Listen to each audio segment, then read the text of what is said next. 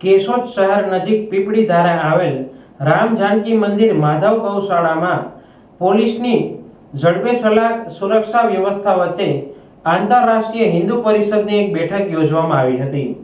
આ બેઠકમાં પરિષદના રાષ્ટ્રીય અધ્યક્ષ ડોક્ટર પ્રવીણ તોગડિયા, રણછોડભાઈ ભરવાડ, નિર્મળસિંહ ખુમાણ અને પંચાળાના ઘનશ્યામ પ્રસાદ સ્વામી ઉપસ્થિત રહ્યા હતા। ડોક્ટર પ્રવીણ તોગડિયાનું આગમન થતાં જ માધવ ગ્રુપના બહેનોએ પુષ્પવર્ષા કરી તેમને આવકાર્યા હતા।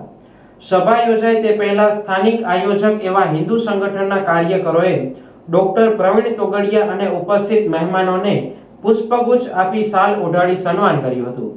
આ તકે શહેરના માજી ધારાસભ્ય અરવિંદભાઈ લાડાણી, રજનીભાઈ બામરોલિયા સહિત જુદા જુદા સમાજના આગેવાનો હાજર રહ્યા હતા।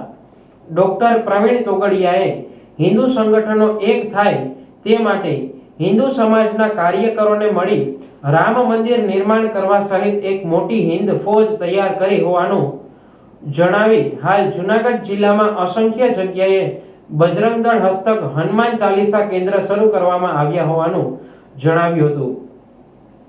આ હનુમાન ચાલીસા કેન્દ્ર શરૂ કરવા પાછળ હિન્દુઓની સુરક્ષા થાય, તેમની સમૃદ્ધિ વધે, હિન્દુઓને મદદ મળી રહે અને તેમની સેવા કરવાનો મોકો મળે તેવો હેતુ હોવાનું કહ્યું હતું।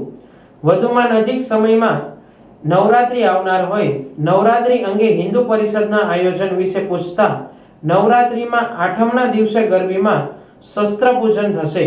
દશેરાના દિવસે દરેક હિન્દુના ઘરે શસ્ત્ર પૂજન કરાશે અને ગરબીમાં હિન્દુ સિવાય અન્ય કોઈએ ગરબીમાં આવવું નહીં તેવી અપીલ કરી હતી। આ કાર્યક્રમને સફળ બનાવવા માધવ ગૌશાળાના મહામંત્રી કિશોરભાઈ ભાલોડિયા તેમજ સુરેશભાઈ કુંભાણી સહિતનાઓએ ભારે જહેમત ઉઠાવી હતી। આ કાર્યક્રમનું સંચાલન ઉદ્ઘોષક ભૂપેન્દ્રભાઈ જોશીએ કર્યું હતું। आंतरराष्ट्रीय हिंदू परिषद राष्ट्रीय बजरंग दल द्वारा गामड़े गामड़े ने ठेक ठेकाणे दर शनिवारे सामूहिक हनुमान चालीसा शुरू थया छे। मेंदरडाना 16 वोर्ड दरेक वोर्ड में चाले छे। जूनागढ़ में ठेक ठेकाणे चाले छे। अमरेली में 80 अने आ हनुमान चालीसा केन्द्र हिंदुओनी सुरक्षा समृद्धि नु केन्द्र छे। हिंदुओने मदद करवानुं केन्द्र छे અને હિન્દુઓની સેવાનું કેન્દ્ર છે।